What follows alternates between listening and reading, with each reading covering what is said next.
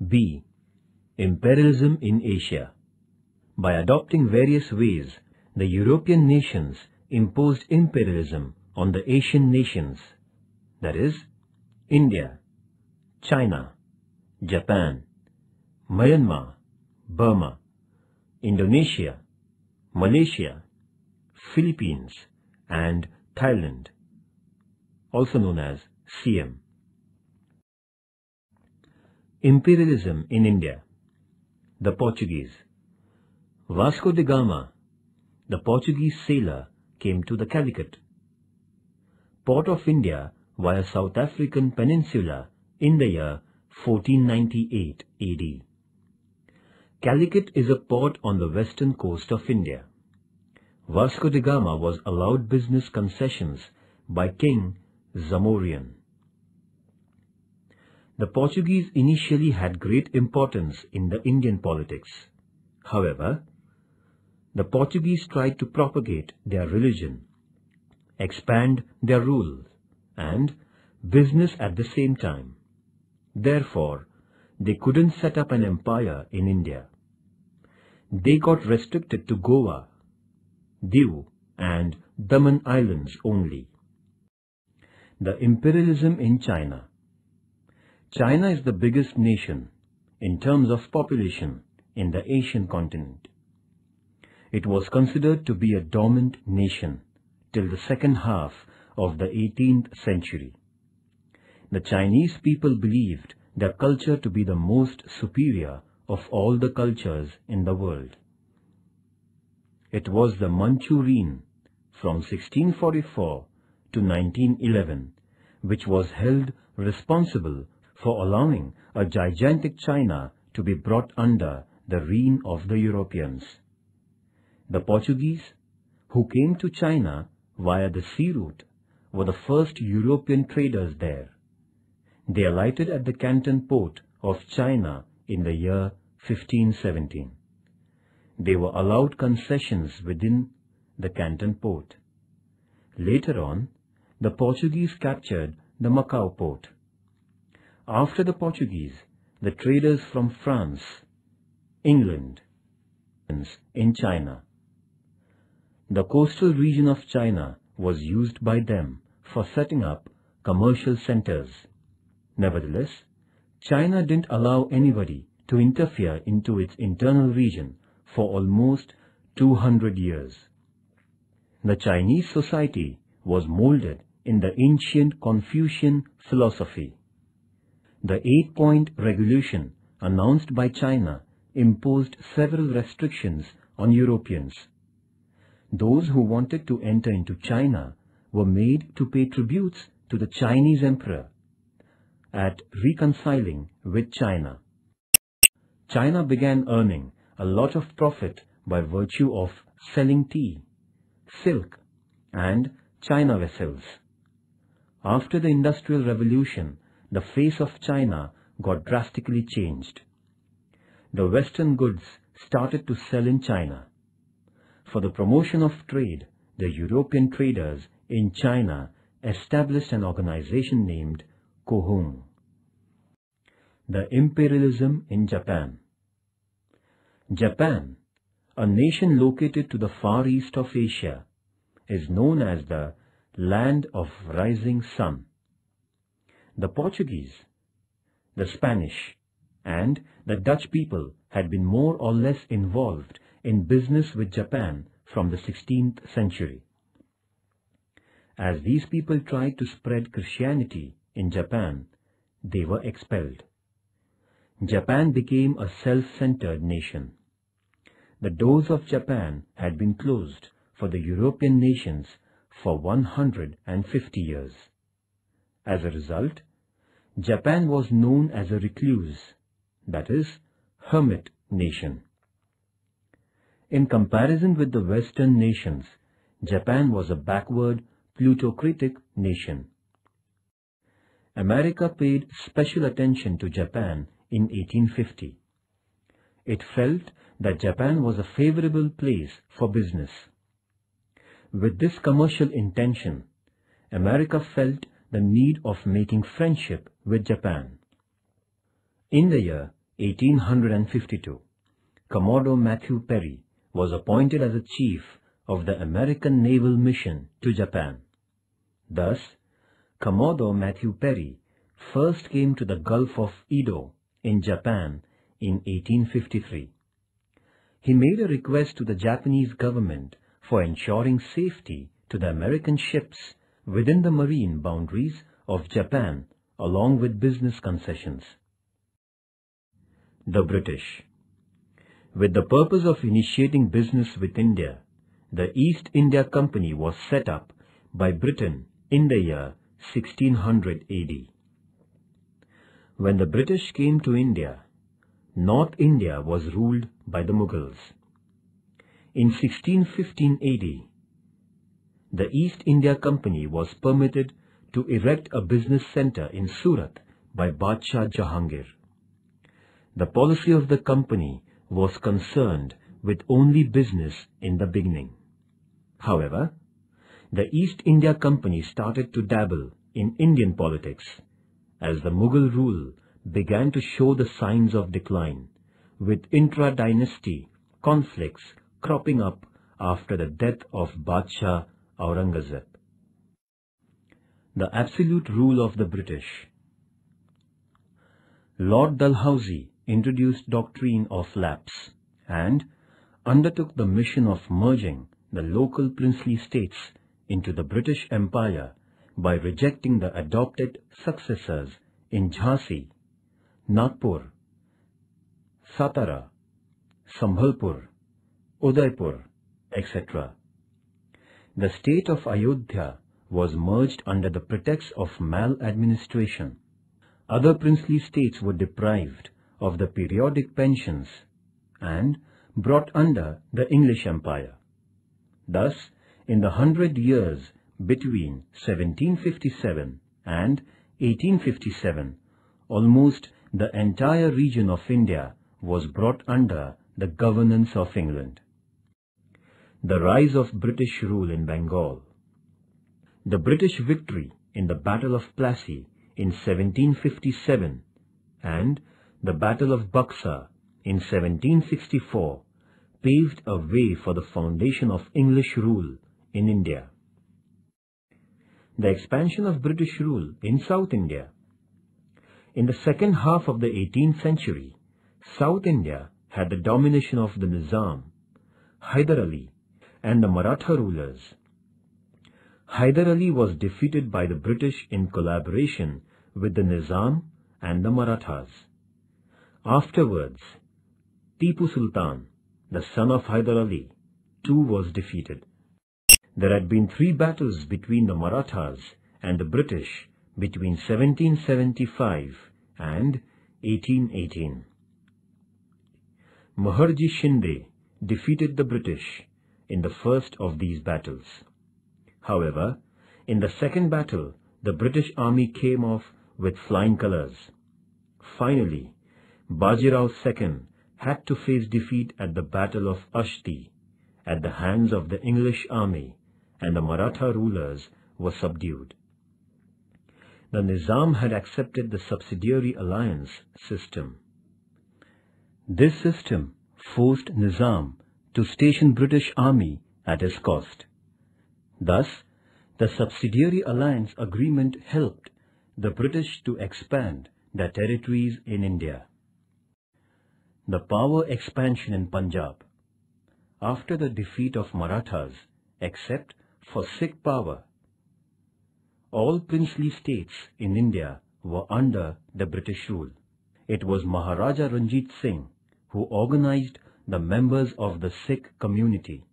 The East India Company was under the threat of the Maharaja. The British would not do any damage to the Sikh reign as long as Maharaja Ranjit Singh was on the throne. The Sikh Empire had spread in the regions of Punjab, Sindh, Kashmir, and areas in Pakistan. In the wake of Maharaja Ranjit Singh's death in 1839, the quarrels among the successors of the Sikh Empire became an advantage for the British. The English Empire won the vast region under the Sikh Empire between 1845 and 1849. The Karnataka battles between England and France. In the Karnataka region, there sprang up a conflict in the bickering business affairs between England and France on the one hand, and the politics at the court of the Nawab. On the other hand, all the first three battles fought in the Karnataka region were caused because of the rivalry between England and France. The first battle in this region was won by the French due to the bravery of their commander Dupleix, whereas the second battle was won by the British as their commander Robert Clive showed greater war strategy that his French counterpart could do, and the French had to bring about a treaty at Pondicherry with England. In the third battle, in the year 1760, England defeated the French army at Vandivash in Karnataka. As a result, there came into being a commercial domination of British. Thus, after the defeat of the French, the imperial roots of British got deeper into the Indian soil. The cutting of the Chinese watermelon. The imperial European nations acquired various commercial concessions from China. The economic domination of China by these nations can be seen as follows. First, England controlled the business and excise of China. Second, France had the Chinese postal service under its authority. Third, Chinese railways were dominated by Europe. China was divided under the power sectors of the imperial nations. This has been known as the cutting of the Chinese melon. America had an understanding that, like the African continent, China would be divided. The French. The French began their trade in India from the year 1625 AD. However, the French dominated Chandranagar, Pondicherry, Karaikal, Yanam, and Mahe. The Open Door Policy. America came out with its Open Door Policy in 1899 with the intentions of avoiding the actual political division of China and taking financial advantage. This policy consisted in equal rights for all nations to trade in China. All the imperial nations had given green signal to the American decision. However, Russia refused to comply with America and China remained undivided. But in the following years, the imperial nations exploited China to a large extent. The First Opium War. The British merchants used to sell the opium got from India in China. The Chinese government, however, was against this business. But the European traders continued smuggling opium into China. The Chinese people would buy opium by exchanging silver, causing a stream of silver export to England. The First Opium War between England and China began in the year 1840. The war saw the defeat of China, compelling the Manchu Empire signing a treaty with England. It was called the Nanking Treaty, which was signed in 1842. According to the treaty, England was given the control of 4 ports, along with Canton Port. England won the Hong Kong Island. Taking advantage of this development, in the following 10 years, America, France, Belgium, Holland, Portugal, and Russia sought commercial concessions from China. The Second Opium War. In the year 1856, England and France had a war against China. This was called as the Second Opium War. This war came to an end with the defeat of the Manchu Emperor and the Peking Treaty. By this treaty, another group of 6 Chinese ports were opened for the foreign traders. The business of opium was given permission. The foreign envoys were allowed to stay in Peking. The Christian missionaries were now given security and freedom of spreading their religion. Russia attacked China in 1860 and won the Amur Sea coast of China. The fact was that the European nations had divided the vast region of China. Japan too defeated China by waging a war on it in 1894 and 1895. Japan had a part of Chinese region under its command. The Dutch. The Portuguese were followed by the Dutch in India. The Dutch too were interested in business. Thus, all that they could do was to establish their control over the Southeast Asian islands only. The Kanagawa Treaty. Considering the extent and strength of Perry's navy, then the Japanese Prime Minister Tokugawa Shogun signed a business agreement with America on 31st March 1854 at Kanagawa. According to this agreement, 1. America was allowed entry to the Shimonda and Hakodate ports for procuring wood, coal and water. 2. American envoy could stay in Japan. 3. The American sailors in distress should be given Japanese assistance. 4. America was allowed to do business in Japan by the local rules and regulations. In this way, the non-aligned status of Japan came to an end, and the decline of Tokugawa Shogun began. England, France, Russia, and Holland desired to acquire business concessions in Japan, like America. Accordingly, Japan made agreements with these nations and granted business concessions. On the basis of the granted concessions, the imperial nations prepared themselves to exploit Japan. The imperialist nations went on to have trade concessions from Japan by virtue of modern power. Japan was thus made to realize its weaknesses and change its policy towards these nations.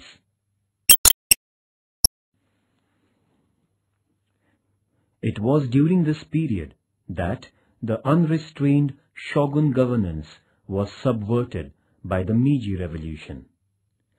Japan modernized itself by drastically changing the economic, political, and social fields, seeking motivation from the scientific and artistic development with which the European nations had defeated Japan.